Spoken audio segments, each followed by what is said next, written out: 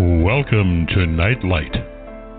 Step away from the mainstream and gather around as we enlighten the world and our realities and travel this cosmic journey we call life. Join us as we share with you and provide that beacon that can guide us all to a better way.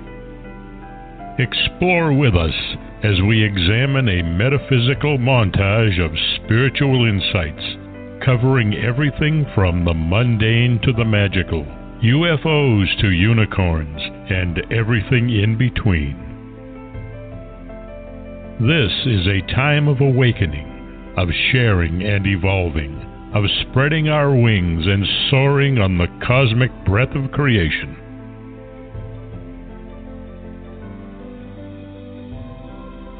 Come and join with other light-minded spirits as we weave our lights together to seek understanding, enlightenment, and, with a little luck, some wisdom.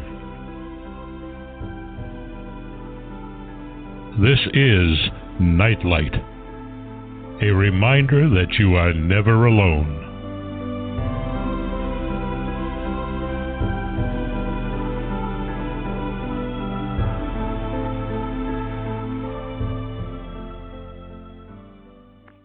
Welcome, everybody, to Nightlight.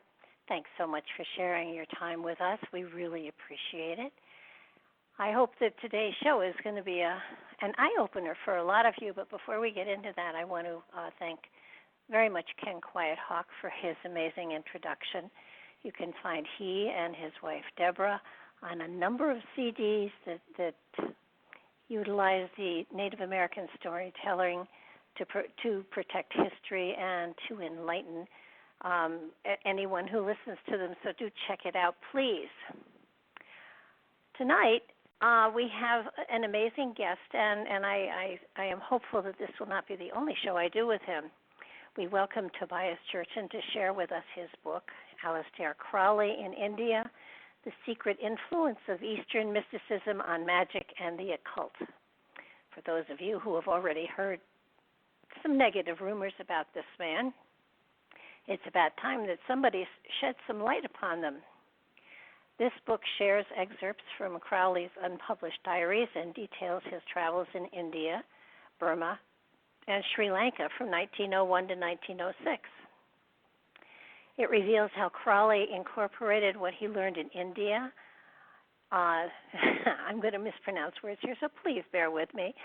Jnana yoga, Vedantist, Tantric, and Buddhist philosophy into his own school of Magick. He explores the world of Theosophy, yogis, Hindu traditions, and the first Buddhist sangha to the west, as well as the first pioneering expeditions to K2 and the third highest mountain in Tibet in 1901 and 1905. Early in his life, Aleister Crowley's disassociation from fundamentalist Christianity led him towards esoteric and magical spirituality. In 1901, he made the first of 3 voyages to the Indian subcontinent, searching for deeper knowledge and experience. His religious and magical system, Thelema, shows clear influence of his thorough experimental absorption in Indian mystical practices. And just a short bit about Tobias. Having completed his 23rd book commission, and there's more by now, Tobias is today internationally recognized for his insightful books on esoteric spiritual history, art, and philosophy.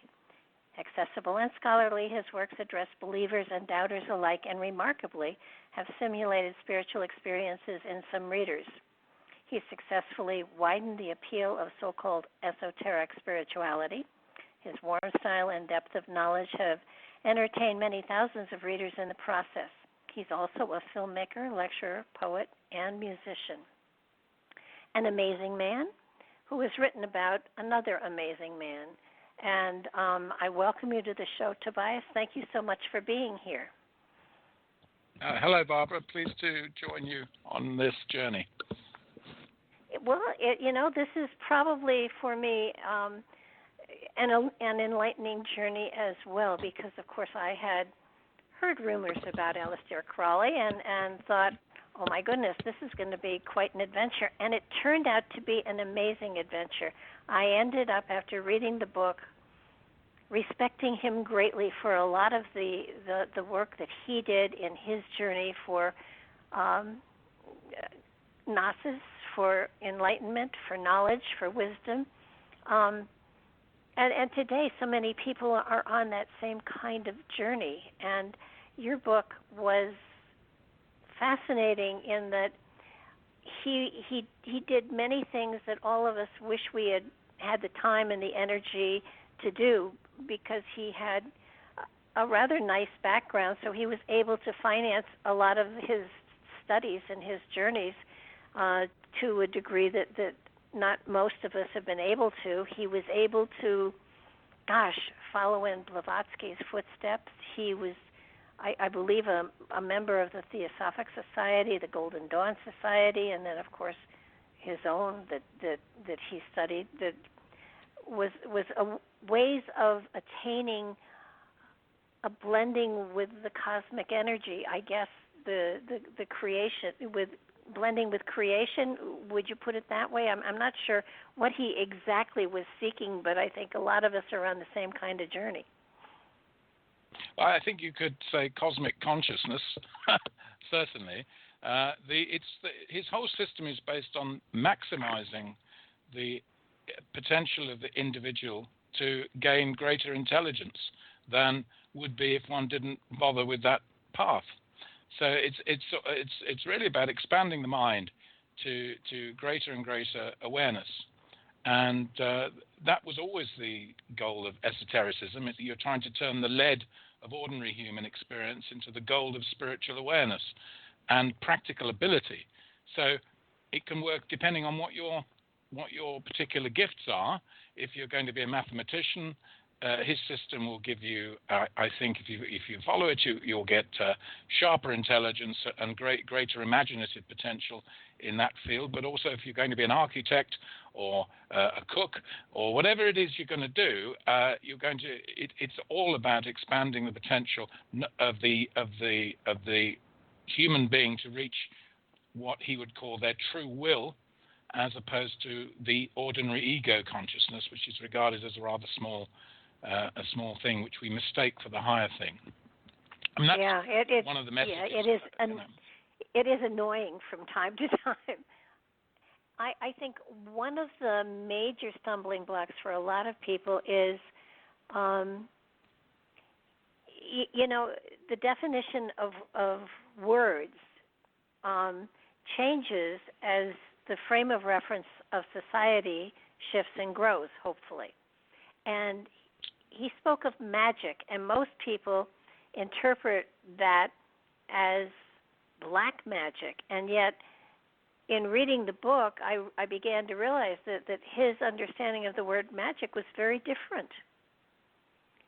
Oh, yes. Oh, it's very important to understand what he meant by magic. His idea of magic is that of the ancient magi. I mean, we just had Christmas, and everyone's heard of the Magi who come to worship Jesus as a baby in Bethlehem. And this idea of the Magi were people who were exceptionally knowledgeable, and the word applies to a tribe of ancient Iran, associated with the Zoroastrian religion, who were knowledgeable about science and astronomy and those things which many of the things I suspect we've forgotten now. So when he talked about magic, he was talking about an ancient approach to the universe. He was not talking about what is familiarly called black magic, which is, in some ways, is a perversion of all kinds of knowledge. So he would say that science is successful magic. When magic is most successful, it becomes science. Everything we do in science today started as magic, including arithmetic, algebra, and all these arts of number and assessing quantity and reality were originally spheres of magic. When they reach a point of rationalization and repeatability, demonstrability, the magic becomes science. So what Crowley's interested in, if you like, is how to get the inspirational value into a form of knowledge. So he called his system, he defined it as the aim of religion, the method of science, which is a fascinating way of approaching this subject, and immediately takes us away from our modern conflict we have between religion and science. People choose one side or the other, or get confused in between. But Crowley's system is to push the inspirational level of human beings to a point where it's true knowledge. And to help him do that, he had great experience in what is called jnana yoga. Jnana yoga is spiritual consciousness yoga. It's about a form of knowledge, spiritual knowledge. And the yoga that he was interested in, yoga means union with the highest potential of man, some call God. The highest potential is what you're aiming at. So his magic is you could call it self-realization, but the trouble with using words like self is most people cannot separate the notion of self from their ordinary day-to-day conditioned awareness. The idea of the self in true magic is something you're going towards. It exists on another dimension, in fact. We, in the material world, are something of a projection of a spiritual reality. So it's connecting this world and the greater cosmos. And the cosmos is understood as a projection of mind. Sorry, I'm going in too fast, aren't I? Sorry. No, it makes perfect sense. And so what you're explaining is exactly what people are looking for today. And I think so. Yes. and what the thing that I got out of a lot of it is that it is a personal, unique journey that you can be given tools, but the journey, how you use those tools will determine what it is that you gather and maybe actually what it is you're actually seeking, because everybody is different and unique. And yes, I think that's true. Could I just come in there and say, you know, yes.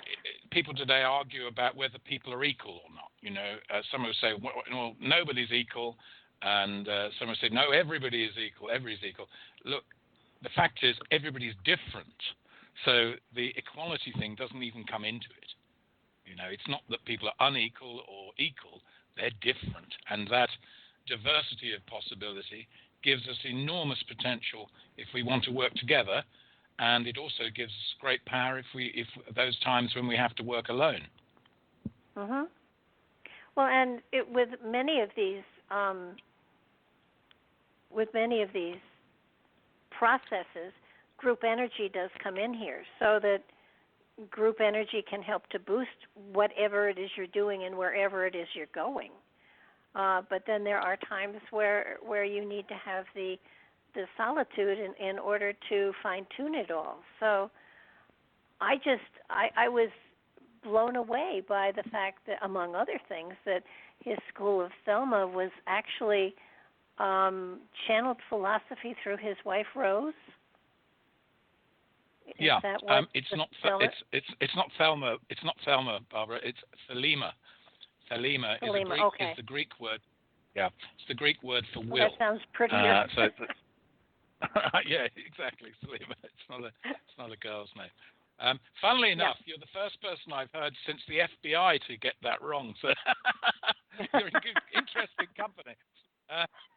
No, he had a group of followers in California in the 1940s and 30s, and they were busted at one point by the FBI, and the FBI report, which you can, Freedom of Information says, referred to them as the Church of Thelema. I used to know a lady called Thelema. I wondered what she had to do with it. So it's Thelema. It's Thelema, which is a very important word in Crowley's system. Thelema is will, and it has a gematria number, which is 93, which is the same as love in Greek, agape. So will and love are identified in the system, which brings us into sort of our period. I don't know as much about him as you do, but he came across as somebody who was bordering on brilliant, and not fitting into society very well. He's over the border, I think. I think okay. he's over the border. It's clearly a genius. But, I wouldn't have spent so much of my time with his work if I'd thought any less. You know, there are interesting writers on the subject, you know, but there's masters. But he's been so ill-treated over the last couple of decades. It just, and I'm not telling anyone that they should follow his whatever. I think it's important that people actually do their own research and learn about him from his own words, among other things. And that's what's so amazing.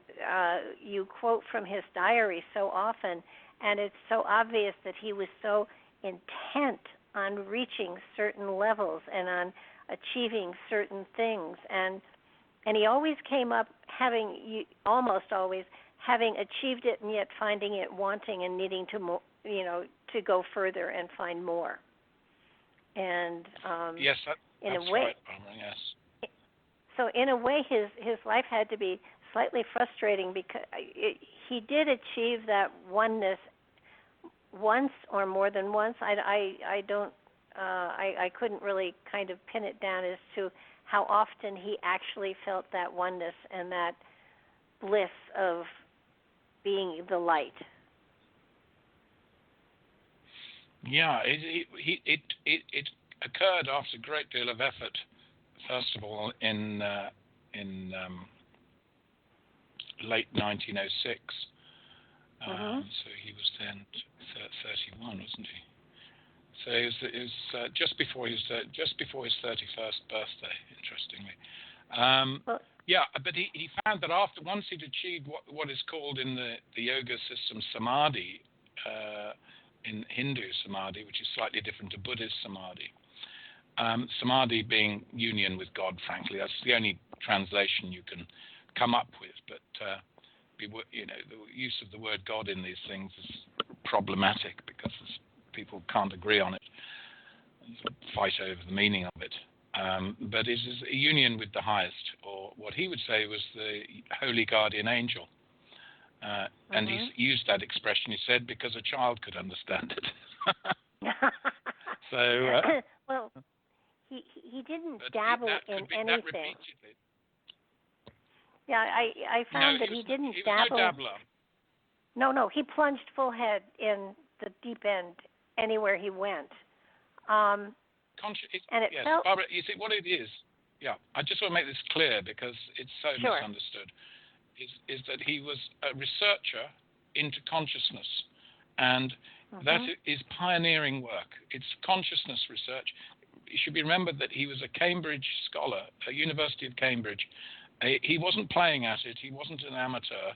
He wanted to take spiritual and metaphysical issues onto the same level as Einstein took Newtonian physics. That's the kind of level you're talking at, and which is why it was so threatening, I think, to religious authority then and probably now, because he wanted to find the factual basis of all the religions so that it could be made available for every person to seek that union themselves. And this was threatening, of course, to organized religion, which always puts something between you and God, namely the preacher or the book or the system or the consciousness of sin or all these sorts of things. So he was a real pioneer. Oh gosh, yeah. And where did it start? I mean, certainly when he was in school, he was pulling away from traditional Christianity, and his father was an independently wealthy preacher of exclusive fundamentalist religion. I mean, he would have probably made Billy Graham feel that he didn't know his Bible quite well enough, his father. He was quite extraordinary character, his father. And he used to take his son with him, and he'd meet men on the road, and he'd say things like, this is Crowley's father would say things, what are you going to do after you've been digging the road? And they said, well, I'll probably go home. And he said, well, what are you going to do then? And he'd take them through this until they finally got to the end of their lives. He'd say, and what are you going to do then? And by which time they were enthralled, and he'd invite them to a meeting, and he always spoke very quietly and with no fuss at all. So Crowley knew how to evangelize. He knew the evangelical system, and he knew, as he said, how easy it was to get a crowd worked up into a state, where they thought they were being touched by the Holy Spirit or what have you. He went to see Billy Sunday, the American evangelist, when he lived in America for 5 years, 1914, 1919. And he said, my father could have done this much easier and with a considerably less noise. So he had a fundamentalist Christian upbringing, was brought up to believe that every single word of the Bible was the absolute utterance of God himself, without barely an intermediary. Apparently the prophets simply wrote down from direct dictation. In English, you would have thought, because they particularly keen on the King James Bible. So he knew what Christianity was, root and branch. He'd got that sorted. But he found that after his father died when he was 12 years old, and he came under the care of his uncle, who was also an evangelical, but much more bigoted than even his father. And his mother also had a very warped idea of religion and how to bring up a child. They sent him to a dreadful school where he was persecuted. And Crowley started rebelling. And as he'd heard so much about the Book of Revelation and the beast and all this sort of stuff, his mother caught him doing something at some point, and she said, you're the beast, and he said, all right, I'm the beast. And that sort of name stuck, because somebody once said to him, why do you call yourself the beast? And he said, well, my mother called me the beast. So you've got to understand that spirit.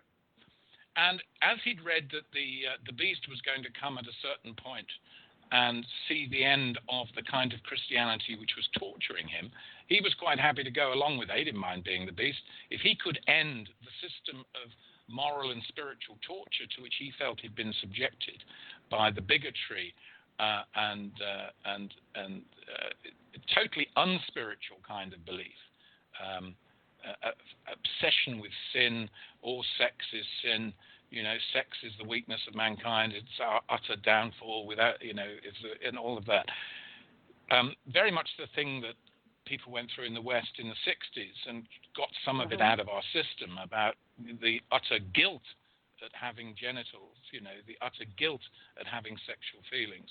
He rebelled. He said, these things which they're trying to suppress are actually vital for spiritual development. And I think that also created a great deal of opposition.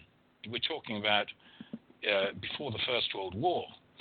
We're talking about Aimee Semple Thurston kind of time. And, if you imagine what your great-great-great-grandmother was taught, in terms of how to live and what to wear.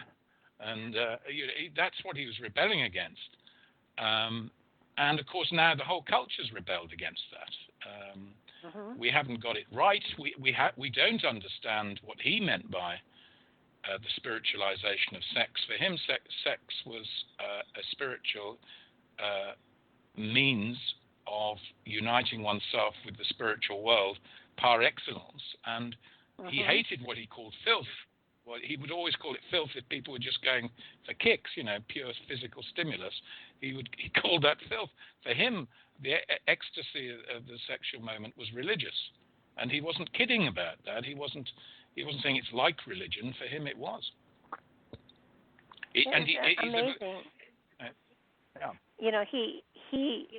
He did things that appeared to be impulsive, and yet they didn't seem impulsive at all. I mean, I can't remember how long, but he only knew his wife for a number of weeks before they married. Oh, I think it may have been less than that in actual fact. Yes. Well, she was in trouble. She was the no, I don't mean that way.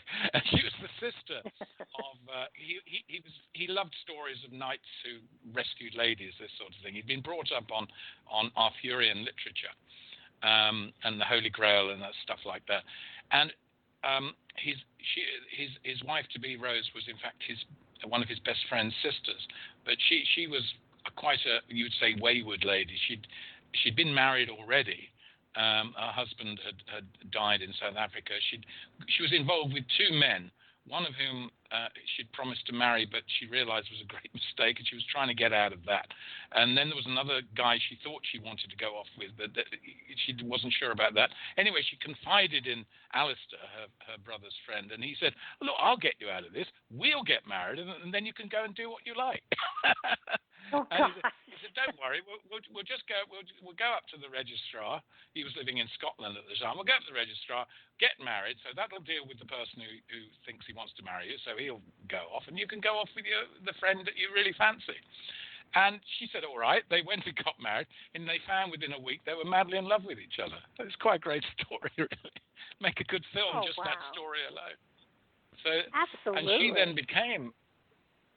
She turned out she had clairaudient capacities. She had an ability to hear, beyond the normal. And it was she who got him into the whole adventure in Cairo. That after he'd been in India, he met her. Then they went back to India together for their honeymoon in Sri Lanka.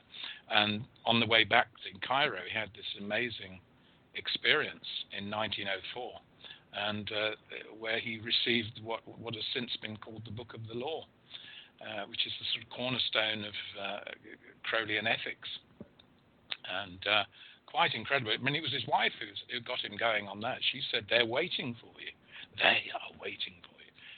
And he said, he'd been very skeptical, philosophical, intellectual type, just said, pull the other one. You must be joking. What are you talking about? They're waiting for you. She says, no, come with me, come with me. And there's this wonderful story of how she got him finally to think. He did all sorts of tests to check whether she was kidding herself or him, and he was amazed by that something was happening. Something was really going on there. That was about.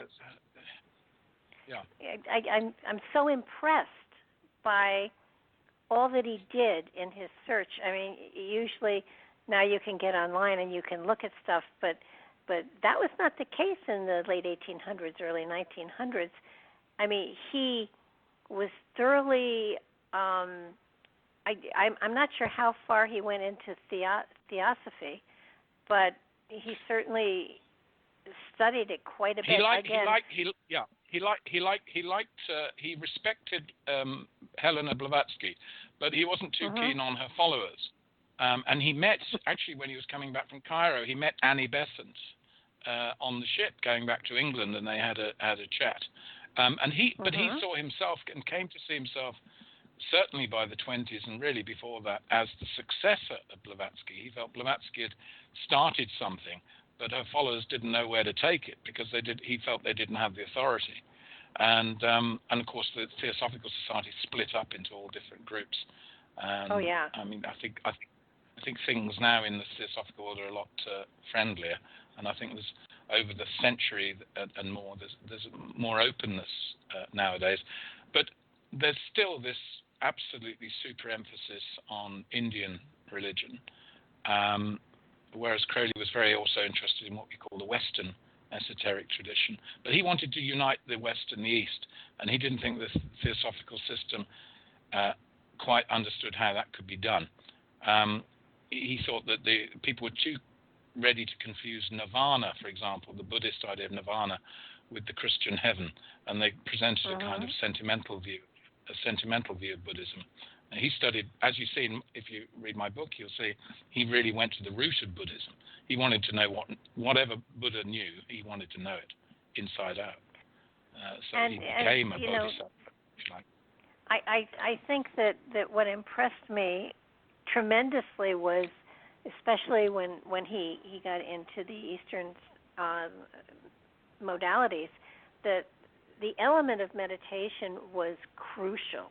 And in what I've experienced today and over the last 50 years is the element of meditation has become more and more and more acknowledged and accepted as a form of putting yourself on that journey towards cosmic consciousness. And he did it to the extreme. And when you listen to what he's writing in his journals about, being interrupted and getting there and interrupted and getting there and interrupted, I mean, he was this was a man of such amazing intensity. I would imagine he had a piercing sight, that his eyes would pierce right through you. Oh, I think that's true. If he wanted to, yes. Mm-hmm. He didn't. He as he went on, he didn't regale everybody he met with his belief system. If people showed an interest and was a serious interest, he would speak to them, and they were often astonished because they thought he was just a sporty character who liked the open air and a good laugh, because he was an incredibly funny man and was constantly pulling people's legs and telling jokes. But if he was serious, he would open up. And one of his longest standing friends, Gerald York, said that the longer you were with him, he said, you realized he was a Jivan Mukta. He was a liberated spirit. And because of that, when he explained something, you could go there with him. You could feel the consciousness that actually what it felt like to understand what he was referring to. He didn't tell you something. He could open people's minds, if they were willing to have them open, of course. There are some people that don't want to open their minds. Far too uncomfortable an experience. They might find out how small their mind was. Well, with all of this other material that he dealt with constantly, I mean, he was fortunate enough to be able to finance himself to do this investigation and this study and this stretching of himself. He also climbed mountains.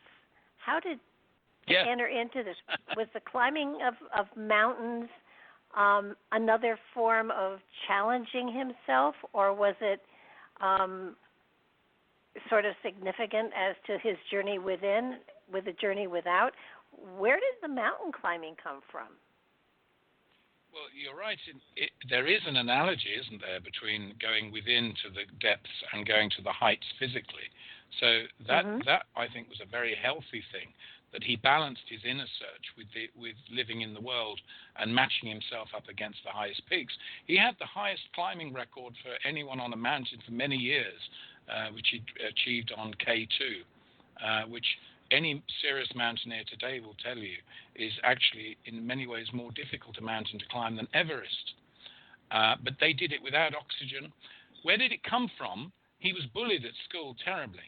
And he had stomach problems and kidney problems. And when the kids at the school found out about it, they'd kick him in his stomach or in his kidneys to cause him grief. And he nearly died.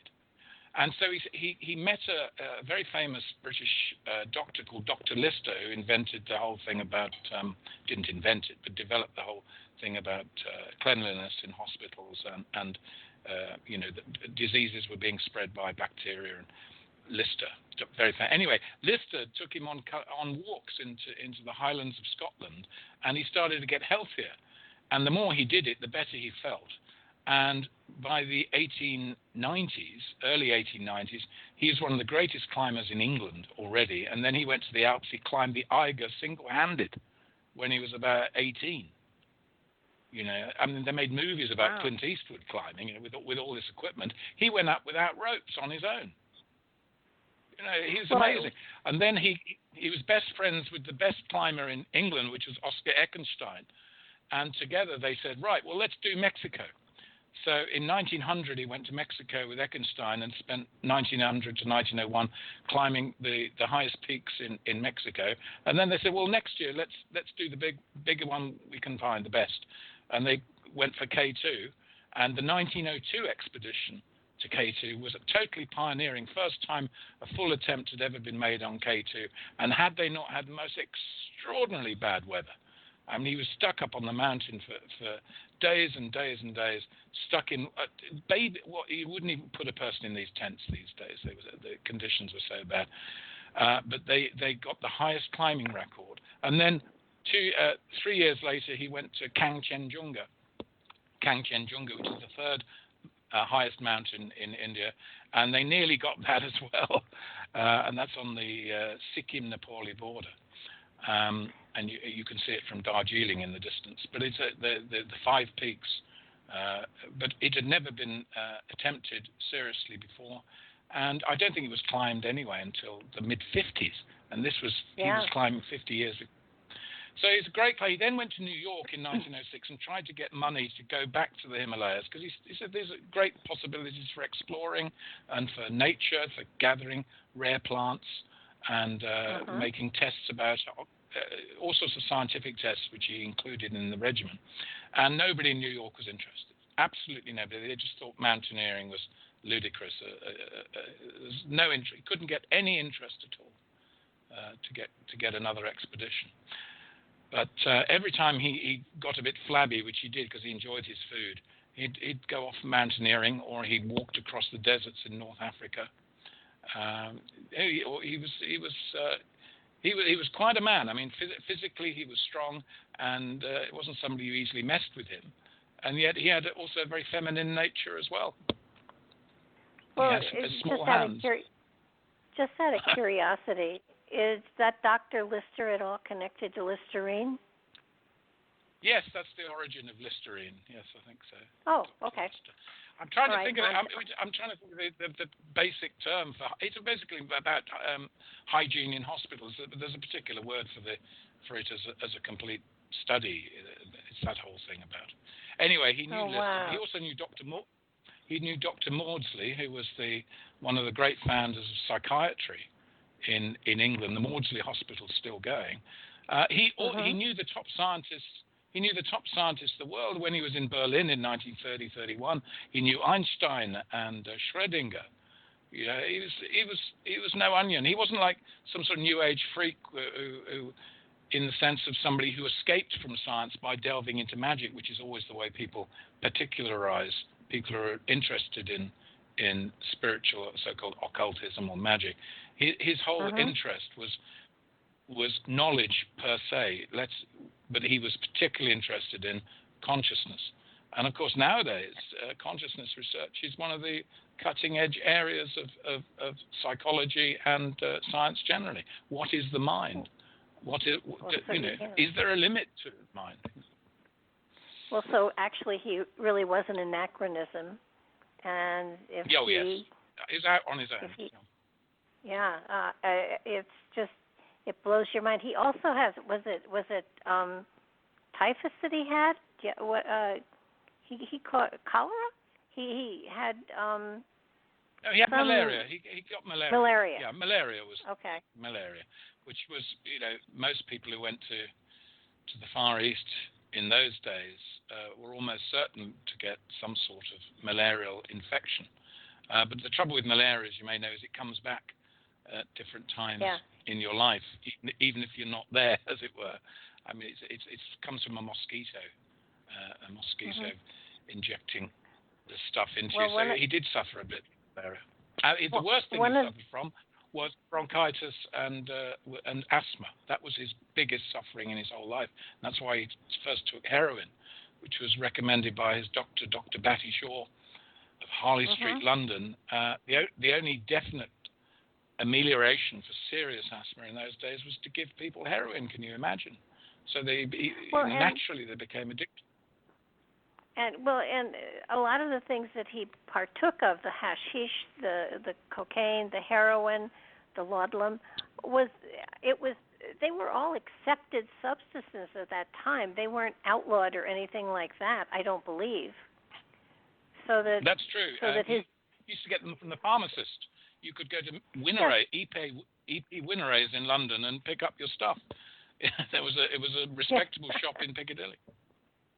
Well, it just seems to me that, they go to the fact that he was a drug addict. Yes and no. I mean, he utilized these at a time when they were not outlawed.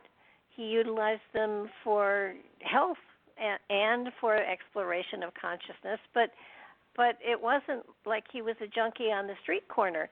He was utilizing them to get somewhere, and I don't recommend that approach for people.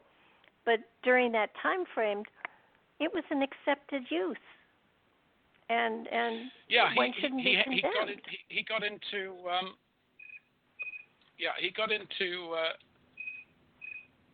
into some trouble with heroin later on. Sorry, just a second. Somebody was phoning. He got into some trouble later on with heroin, and it took him about a year or two to get off it completely, which he did by effort of will. And because of his asthma, it was the best. Excuse me a minute, somebody's just phoning. Sorry, I'm very busy at the moment. All right. He got off by effort of will. He went through a period in 1922 when he took too much cocaine, and I think that led to about sort of a few months of sort of fairly mad goings on. But again, he'd got off it, and he didn't bother with it afterwards. I think he says in his diary in 1924, these things are just emergency rations, and But when it came to the psychedelics, which is mescaline, he was one of the first people to experiment with peyote in a period when nobody had even heard of it. I mean, long before R. Gordon Wasson and all that, before he ever heard of Carlos Castaneda, long before. He'd experimented with peyote, as now called mescaline, the mescal, and he always took it heavily diluted, and would only take it. He was very careful with the measurements, and he would record them scientifically, how much it would take, whether it would have an effect or not. I mean, he was fascinated. Did he ever? Yeah. I'm curious. Did he ever experiment with ayahuasca? No, I don't think so. But I think he would have been interested for sure. I don't think it was sort of I don't think there was, as it were, a market for that at the time. No, well, there's actually no market for it now. You have to, go to the source, so to speak. What I'm saying is, I don't think it was particularly. I don't think it was particularly available. I think peyote was sufficient. I think people who've taken ayahuasca anyway today. The trouble with ayahuasca, as I understand it, is there's a very, very great degree of loss of control. In other words, you can't handle the visions. You've got to go with them, or they're overpowering. So I understand.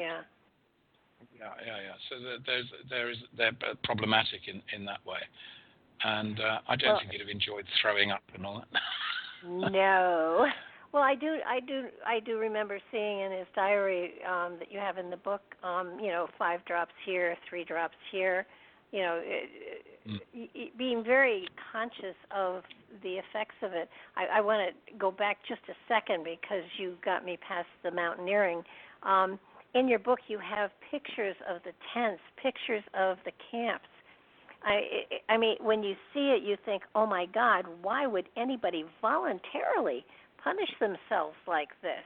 I mean, they had, I think at one point you said that, there were 3 or 4 men that were on the expedition, and that there were 70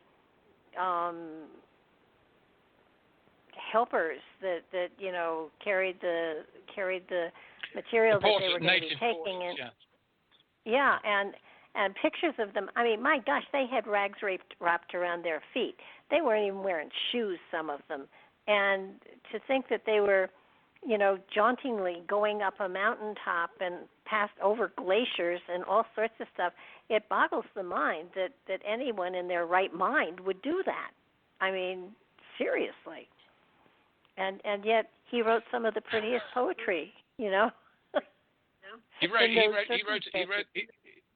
He was up on K2 in his tent in hideous winds, sort of 20,000, 22,000 feet above sea level, and he was writing a poem called The Earl's Quest in his tent. It's quite amazing.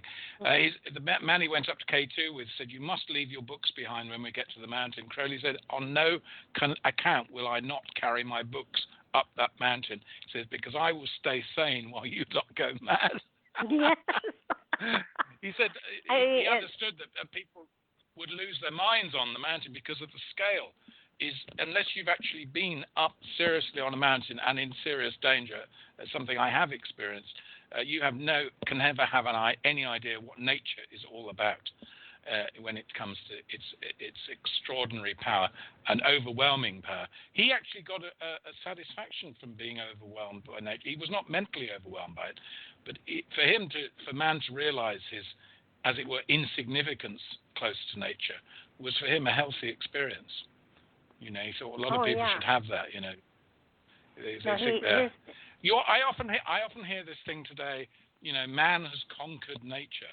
I always laugh when I hear that. We could be snuffed out in a second. In a heartbeat. You know, it's absolutely.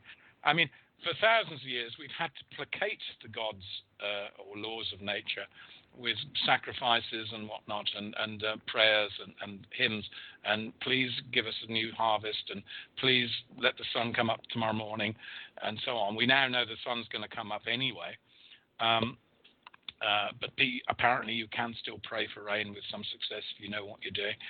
I wonder how regularly that might work. But the fact of the matter is Crowley wanted to understand whether or not there was an intelligence in nature. This is one of the things he was interested in. And he came to the conclusion in India that nature is neither good nor bad. It is what he called fatal. There is a fatality about it. You know, several meanings of that is, one is there's a destiny. In other words, once you start off a process, it's going to go on whether you like it or not. If you set up a wave in nature, once you've set it up, it will realize itself. You know, you can't stop it once it's set up. That's the meaning of karma. Yeah, well, I was just going to say, I recognized that when pregnant and hearing other women scream, saying, well, if it hurts that much, I'm not doing it, and have somebody said to me, you started this process, you have no choice but to finish it. That's right, absolutely. Well said. Yes, very true. And at that moment, it didn't hurt that bad, but after a while, I began to realize, oh my.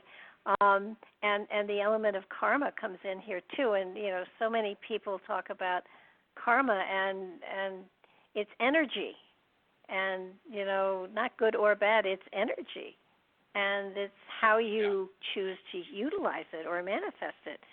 And once you start, you're committed. And he was phenomenal. I mean, people should read his poetry, and you'll know that there was no horrible demonology connected to this man. Couldn't possibly be.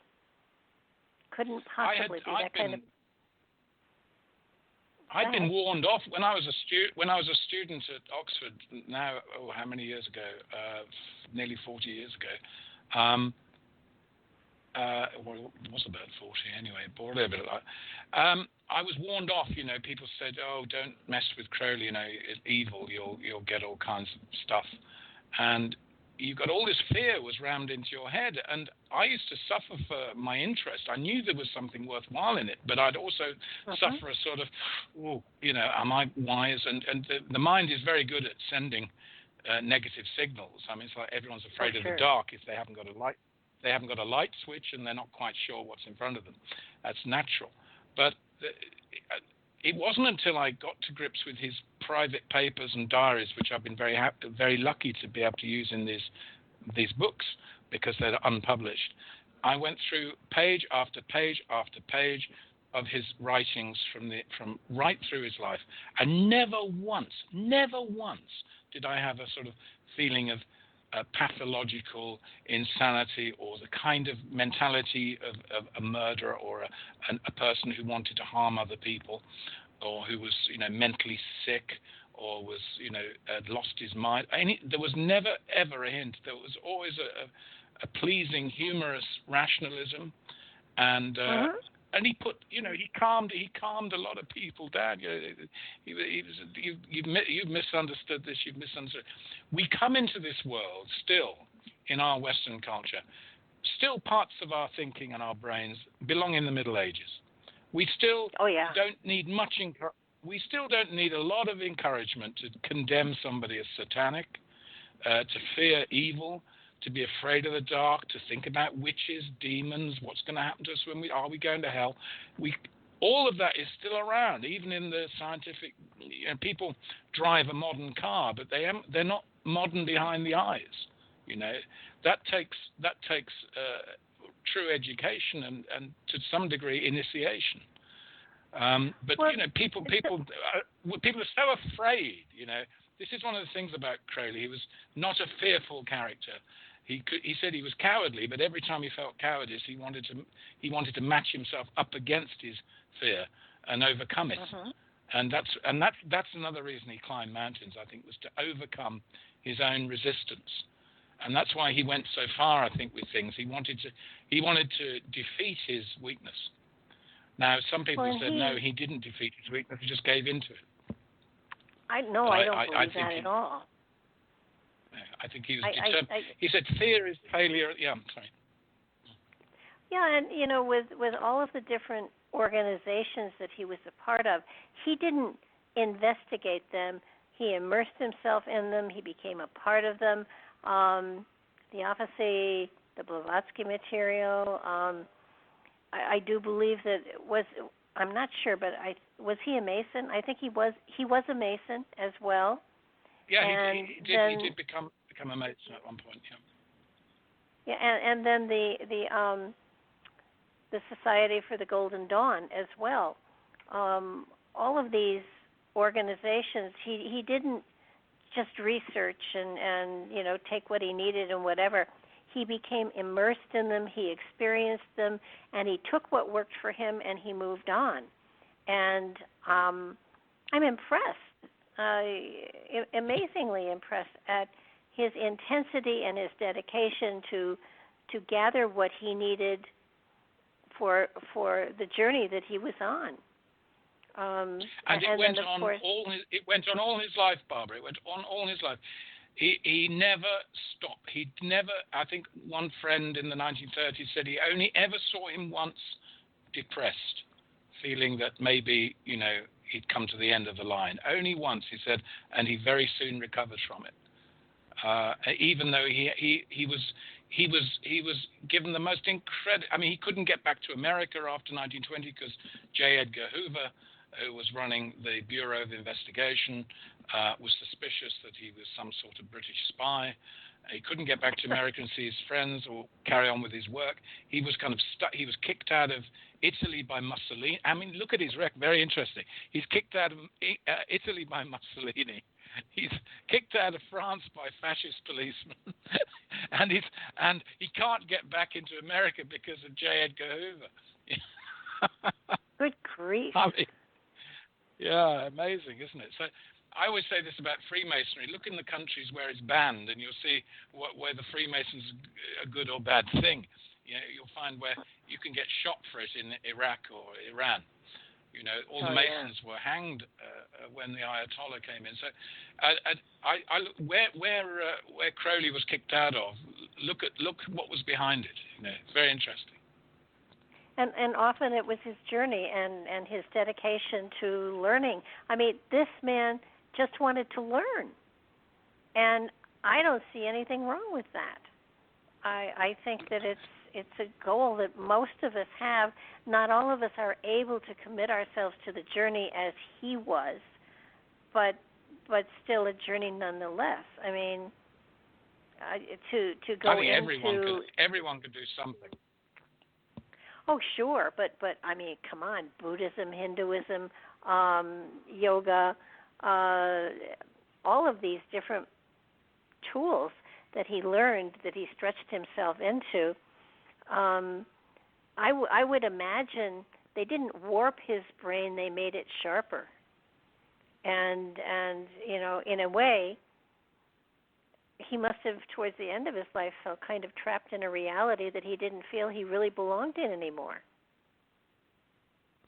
Yeah, I think yes and no to that. Certainly, insofar as he was constantly having to deal with the average mind, and which shows very little interest of expanding and a lot of interest in fact, losing what little there is.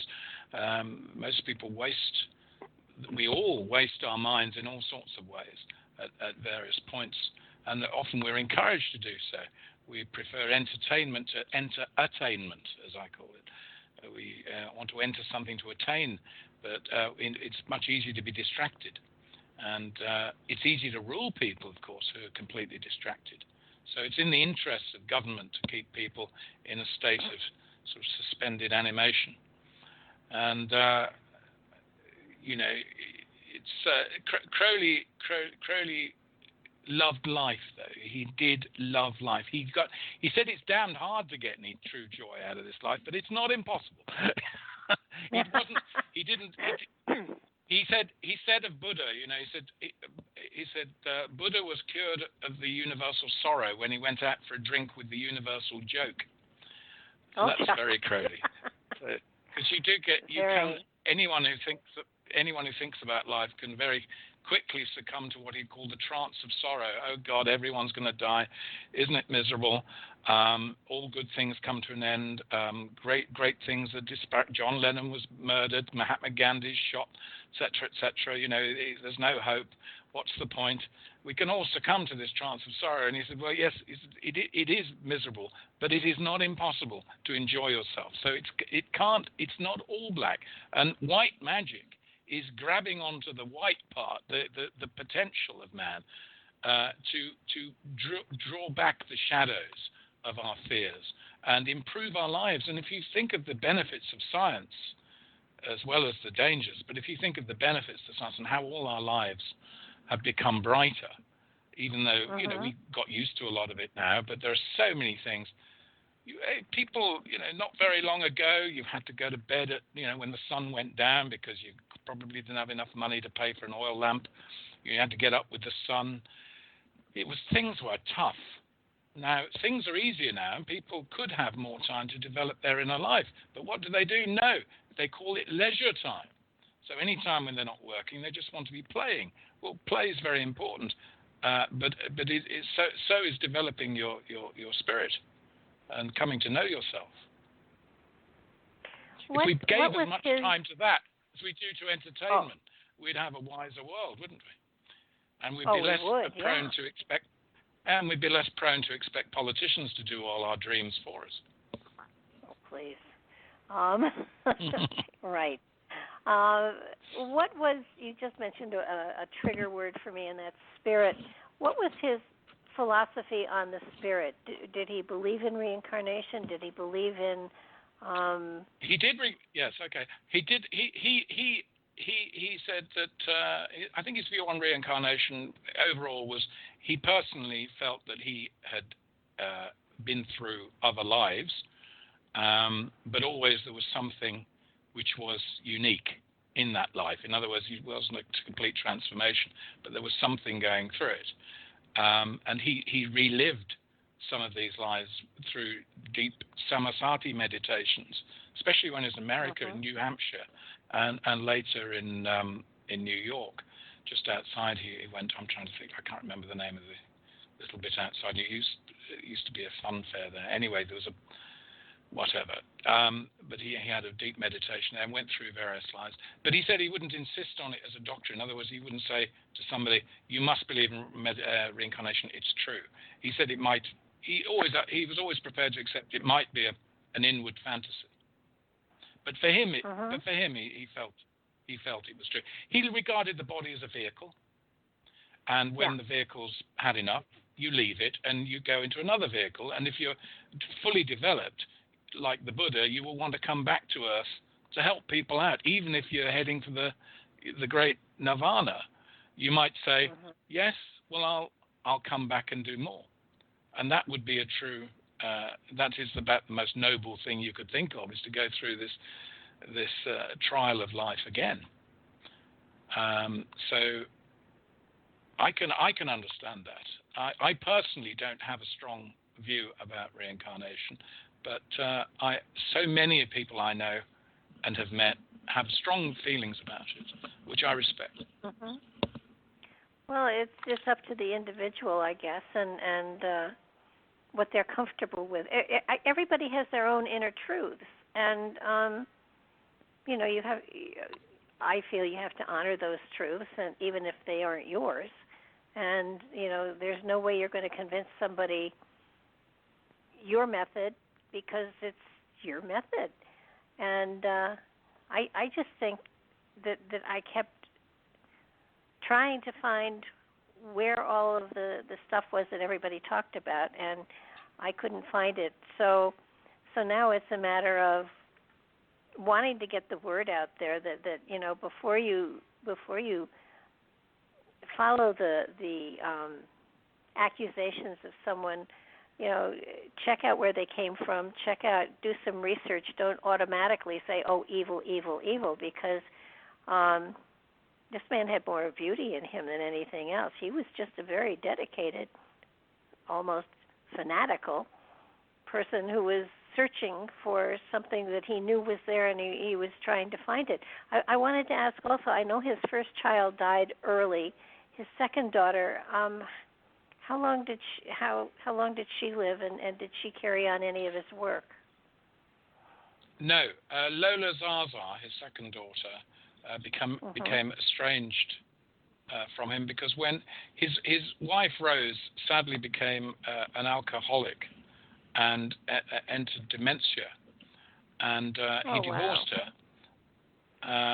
because he could no longer take responsibility for her. I mean, she was just getting through too much drink, and he made an arrangement with her family, and she went to live with her family and took the daughter with her to be brought up by her mother and father. And unfortunately, her family did not like Aleister Crowley at all. And I think they and others told Lola that she was very lucky to get away from her wicked father. You see, his wife's father was a clergyman, Reverend Kelly, in Camberwell Vicarage in London.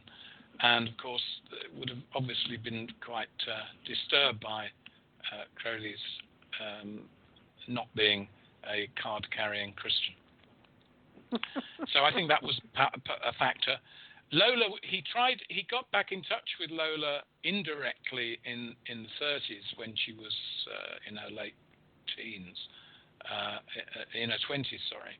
And a friend tried to be a mediator between them, but I saw the letter she wrote back to Gerald York, and she said, I have seen my father's books and I find them disgusting, and I don't want to know him. So she felt bitter, obviously. And that's one of the it's a sad thing. She died, I think, in 1993 in Reading. Lola did, and she had nothing to do, as far as I know, with any of his belief system. I think that was one of the pains that Crowley bore very privately and never spoke to anybody about. And he never married again. Oh, he did. Yes, he did. Oh, did he? He did, yes. He married, Maria de Miramar. Very curious. Yes, he married her because he was advised by a contact in England that he was kicked out of France. He wasn't kicked out. He had his right to be there refused, what was called a refus de séjour, because somebody had gone who became his enemy. I've seen the paperwork. And went to the Sûreté in France and accused him of, I don't know what specifically, but being a troublemaker in Paris or something. And the police came around and they found a coffee making machine, and they thought it was a distilling heroin or something. So he was accused. Yeah. So they cut short his refus de séjour, and he was accused of being a German spy. That was another thing, and he was at the time living with this Nicaraguan lady, Maria de Miramar, and he was told that she could only I don't know what that is. He was told that she could only enter England if they were married. So they went to Leipzig and got married. The marriage did not last long at all.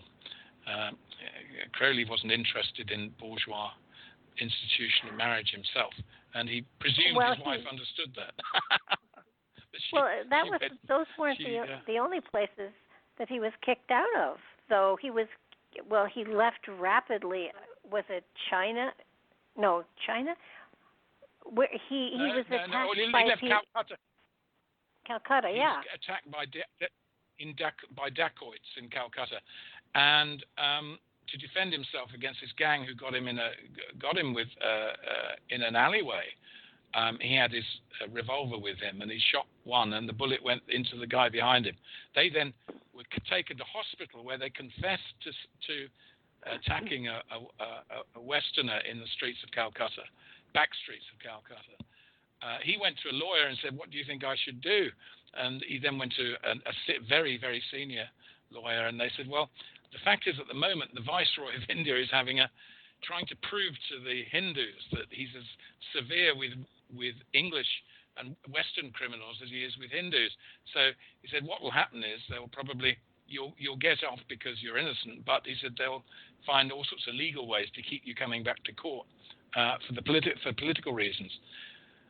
So Crowley thought, well, I can either. He said, what's the point of going to court if I'm not going to get convicted? So he said to his wife, who just arrived with their baby, he said, you've arrived just in time to see me hanged.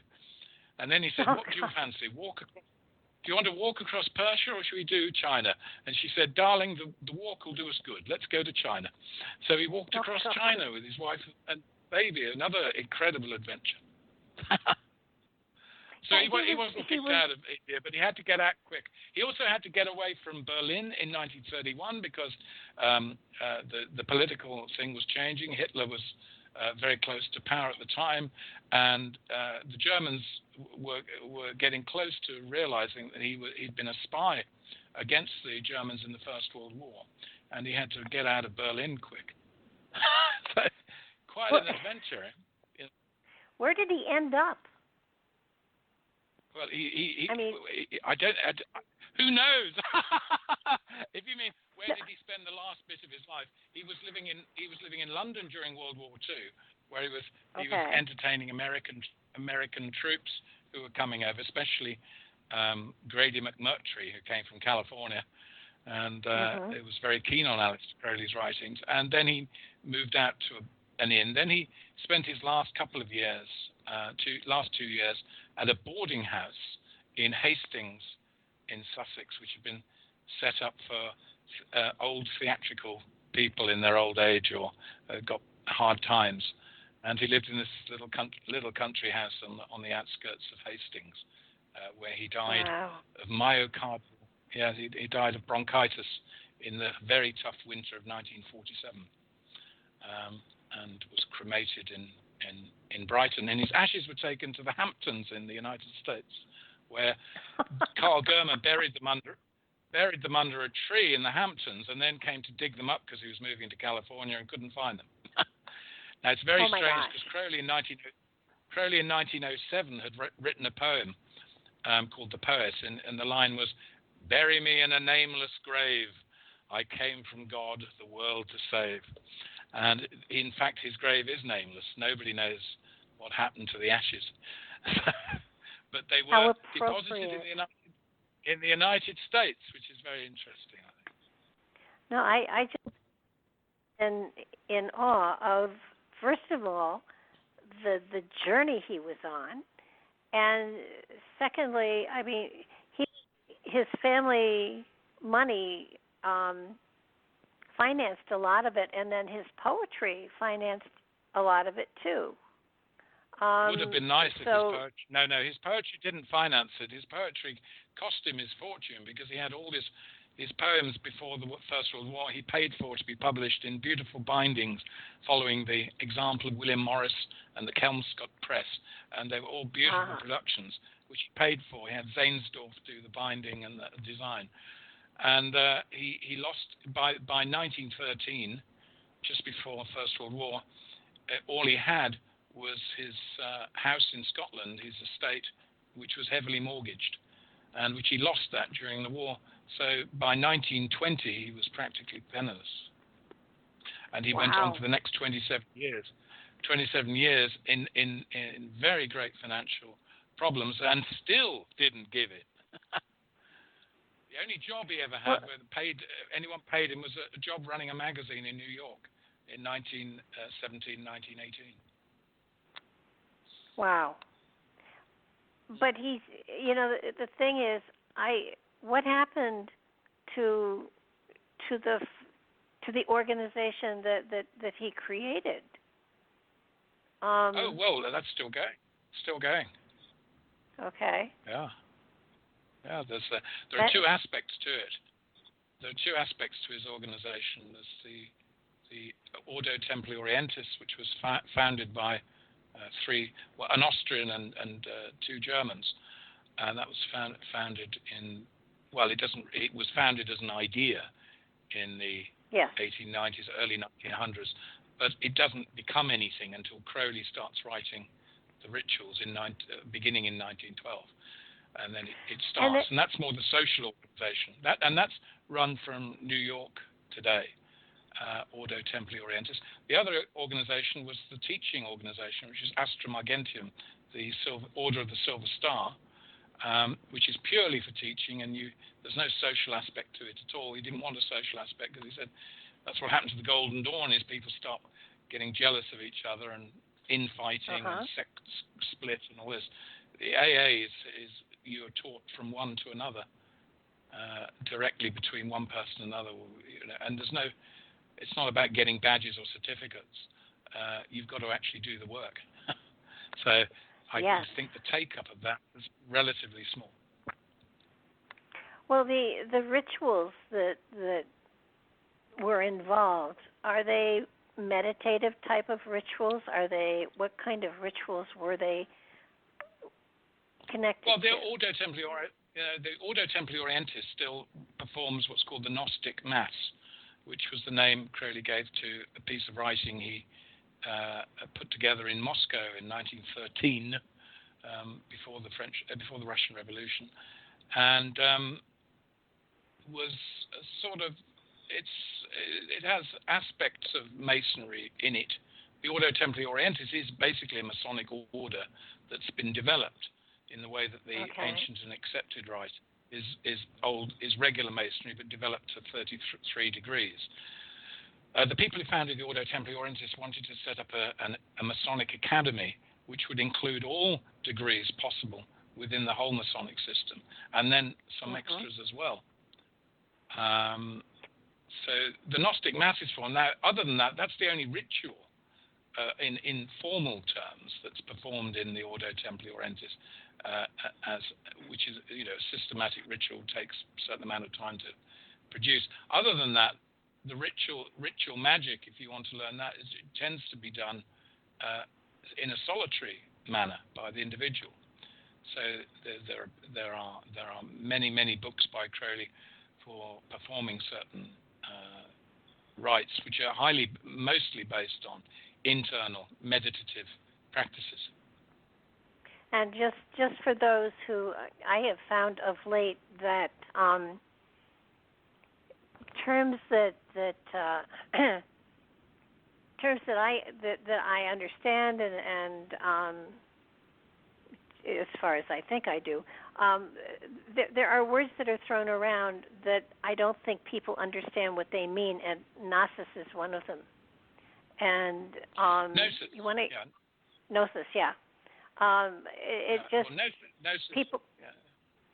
People use the term but don't know what it means. So can you kind of expand upon that so people will know what we're talking about? Yeah.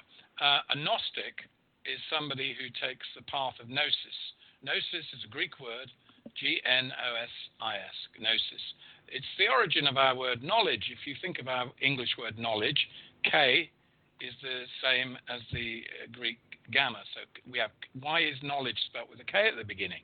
Because it's based on the Greek gn sound, like that, which is, can you hear that? Gnosis, like that. Okay. So that's how we get knowledge, right?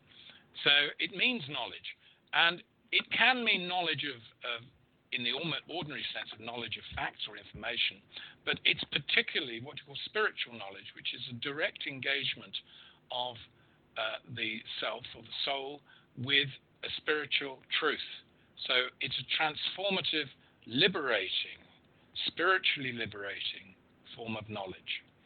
And it is that which wakes up a person from being bound to the world and the material dimension, and an awakening to the spiritual nature of the person we talk a lot about spirituality and spiritual, but I don't think we're very clear about this at all, which is one of the reasons I've written a lot of my books are exactly to put this, to make this very clear, what we're talking about, spiritual knowledge. You have a spiritual knowledge tradition in every religion. There is, in Hinduism, you have what's called jnana, same root again, J-N, like K-N or G-N, jnana yoga, which is the spiritual knowledge direction of yoga. You have Zen in Buddhism. Zen, again, is about an awakening, and about a specific awakening of the spiritual being of the person. In Judaism, you have Kabbalah, which is the spiritual tradition which has been received and passed down, as it were, in secret or discreetly. It's esoteric in that sense. In other words, it's there if you're ready to receive it, but if you're not, it isn't there. And you have it in Hermetism. In paganism, you have Hermetic gnosis in the Hermetic tradition. And you have it in Islam with Sufism, the Sufis, who believe in the Al-Fana, the passing away of the ego, and the spiritual realization of, and the word they have is marifa, which is the Arabic word for knowledge of a spiritual kind. So all the religions have this Gnostic side to them, but all the authoritarian aspects of the religion have always suppressed it. They don't like it because a person who has spiritual gnosis doesn't need the priest, the imam, the bishop, you see, or the rabbi. You've found the essence. If you've got to a stage of gnosis, you're already in the fraternity. You can't be taken. It's a spiritual thing. You don't need to wear a badge. You don't need to wear silly clothes. You don't have to wear a hat. You don't have to have your hair cut in a particular way. You don't have to go around saying, I'm a member of this. It's something inward, and you'd be wise to keep it quiet. Say nothing about it, and live it out. Live out the consequences of this gnosis, the spiritual knowledge you have. You don't need to shout the cause of it, and you must never be foolish enough to think that you can talk somebody else into it. As Crowley once wrote, he said, talking to a man about mysticism is like making him drunk. Yeah. A person must have a thirst and a hunger for it, and find it for themselves.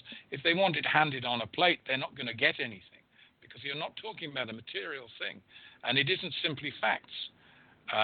There are ideas connected with it, but understanding those ideas is very different to speaking about them. I know this because I studied theology, and in theology we talk a great deal about God and Christ and all the rest of it, but we generally speaking, the level of understanding is very poor. But you've got to start somewhere. Oh yeah, absolutely. I think what gets in the way most often is that people, they are looking for the way instead of their way, and yes, I think that's great.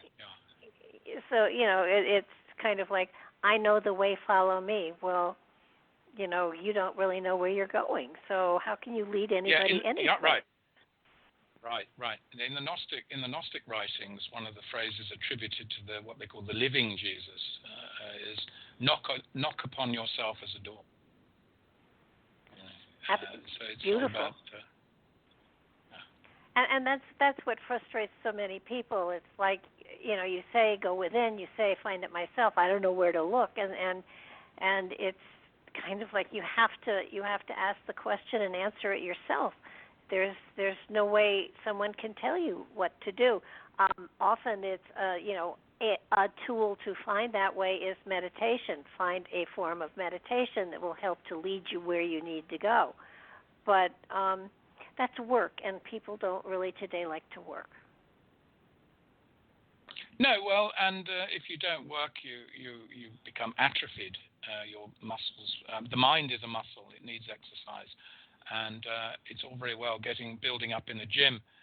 You can do the vehicle some benefit, but what's the vehicle for? What is it? What is the body the temple of? So if you don't work on the spirit, the rest of it is purely it's like being a packet with nothing in it, a glass with no wine, a book with no pages, a man with no soul. Mm-hmm. Or woman. Beautifully put. So this journey of yours has taken you to write a gazillion books. Not that many.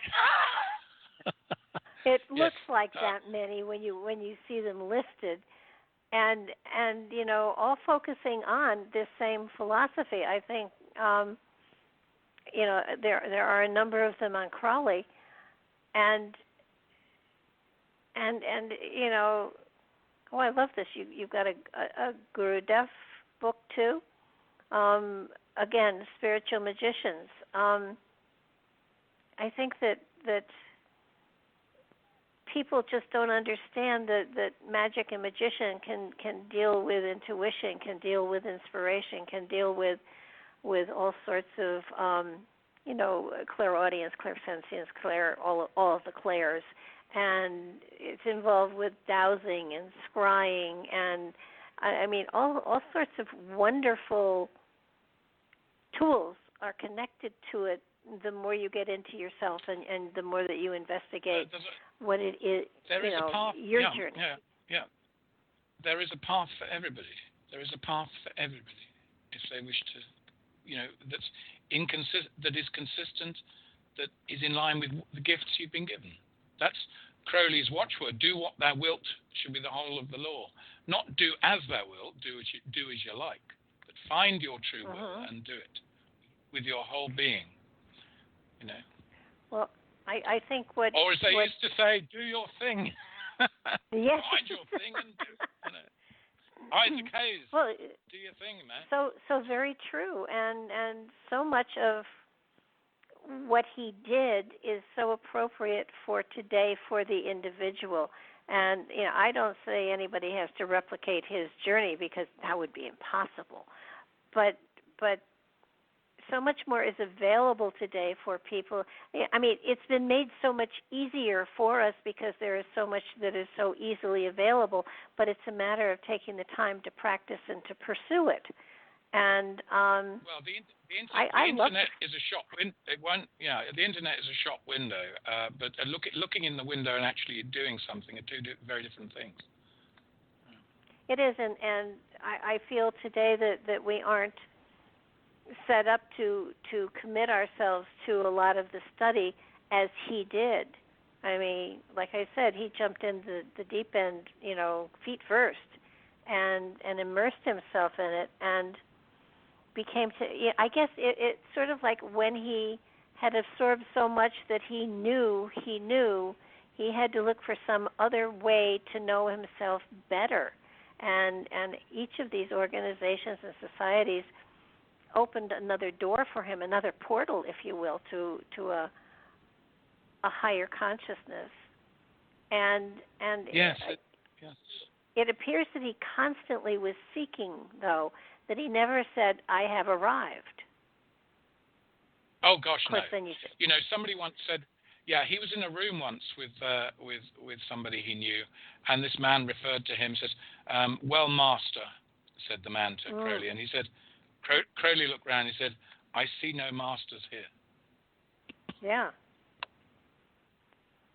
There's a the nice joy of other it all. meaning. I think the joy of it all is that once you feel you have arrived somewhere, you realize you have just gone back to square one for another journey. And very true. Every That's time, like T.S. Eliot. Yeah, and every time in the time that I have been on this journey, every time I kind of sit back and say, well, let's try to put this together and make sense of it, I find that my puzzle has not got enough pieces, and I have to keep going and looking for more pieces to fill in the puzzle. And the puzzle will never be complete until I pass on, and maybe then it'll be left incomplete too. So it's a matter of looking for your puzzle pieces in many different places, in many different ways, and quite often they come in unexpected packages. And he had such a joy of learning, such an intensity about, where he was going with his searching, that it amazed me. And then he would take breaks, and he would climb a mountain or two, and or seclude himself to write more poetry, or fall in love, or out of love. Yeah, sure. Yeah, he was not possessive. No, and he had. I think that was one of the great things about him. He didn't try and possess these women, that he met. He had some remarkable affairs, and he sometimes even attributed his books to them. You can't imagine many writers doing that. And no. In a way, he studied. Well, he would study also through his relationships. That was another way he would learn.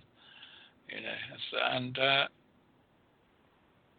some of these women didn't want to let him go. This was the thing. They wouldn't let him go. Then he would have to remind them. He was from just what I've read of him through your book. He was very charismatic. Oh yes. In some ways, almost Rasputinous. Although Rasputin had a dark way of doing things, but there was power there, and I think there's power here, but it's not power to manipulate. It's power to expand, and I think that's what people miss, is that he wasn't out to control anyone or anything except himself, as best he could. Yeah, I mean, people have said Crowley believes in a master race, and they immediately think of the SS Hitler and this sort of thing. No, his master race is people who've mastered themselves. That's the mastery. He hated Hitler.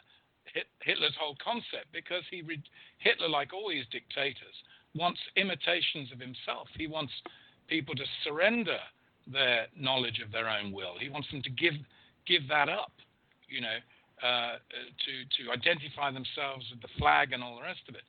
In Crowley, you are the individual is the sovereign, and anyone who rules only as an expression of the individuality of a person. There is a political dimension to the Crowleyan doctrine which has hardly been explored and is very difficult to work out in practice for obvious reasons, given the nature of the political process as we understand it. But he was a bit like John Lennon, who said, I think John Lennon said, if somebody, whether they're from the left or whether they're from the right, says, we have the power and this sort of thing, or give me your power, no, you have the power. You have the power. You don't have to give it to these people who want it. Yeah. When they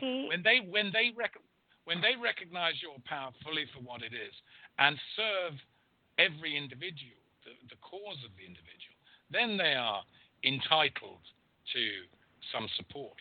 But so long as somebody tries to impose their will upon other people, they are not doing the Thelemite good work, which is the realization of the individual will, the fullest realization. And not everyone's going to make that. We know that. As some people are quite happy to take up a service role.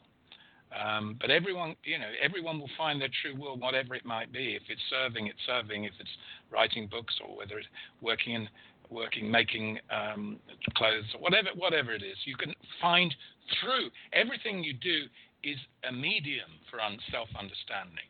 It doesn't have to necessarily relate to it directly. You can learn infinite things from walking down the street if you concentrate on it in a particular way and become more aware of what you're doing. Everything is a teacher, really. The world is a book. That's what the old mystics talked about, the Liber Mundi, the book of the world. When you get the idea that everything has a capacity to reveal to you. It always helps if it's not too noisy, of course. Yes. He set up a school, and what was he teaching in the school, or his philosophy? Was he teaching methods to seek? Was he teaching? I mean, he was wasn't teaching, trying to. just teaching. Okay. Yeah, well, I mean, he wasn't. in the book. In the book, you've got a whole thing about what he actually taught people. A large part of it was the stages of yoga towards samadhi. That was the main thing, because he identified samadhi, union with the highest, with what the old magicians called the knowledge and conversation of the holy guardian angel. So once you were in touch with your true will, as a lovely expression, the true will, as opposed to the mere willfulness or wanting or desires that people have. Once you're in touch with that, you can then become your self-teacher. So that's the main method. And not everybody wants to do ceremonial magic and focus their will through evoking or invoking powers from their subconscious, whatever that might mean.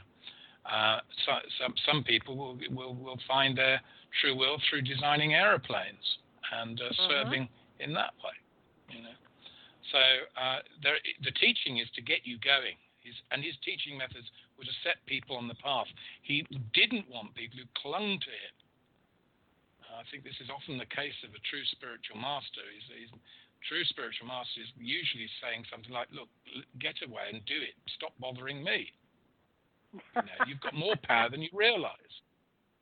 All right, keep a book. Tell me what you're doing." He would ask them to keep what he called the magical diary, and they would record their practices honestly and their dreams and where they thought their spirit was heading and what they'd actually achieved in terms of yoga. And he would then write comments about it, of how they might improve it, or whether he thought they were perhaps had got the wrong idea and things like this. So he would try to gut.